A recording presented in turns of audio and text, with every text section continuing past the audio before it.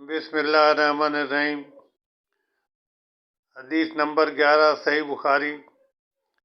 لوگوں نے پوچھا یا رسول اللہ صلی اللہ علیہ وسلم کون سا اسلام افضل ہے؟ تو نبی کریم صلی اللہ علیہ وسلم نے فرمایا وہ جس کے ماننے والے مسلمان کی زبان اور ہاتھ سے دوسرے مسلمان سلامتی میں رہیں یا محفوظ رہیں۔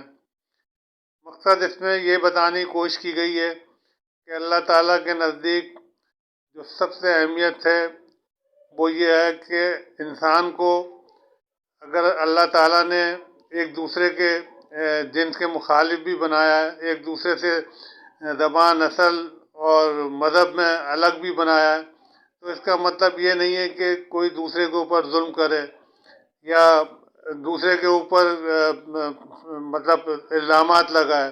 وہ کسی بھی فرقے سے تعلق رکھتا ہو یا کسی بھی اس کو نسل سے تعلق ہو، تو اسلام میں یہ سختی سے منع کیا گیا ہے کہ کوئی مسلمان کسی بھی مسلمان کو، چاہے وہ کوئی فرقے سے تعلق رکھتا ہو، اسے کبھی نقصان نہ پہنچائے۔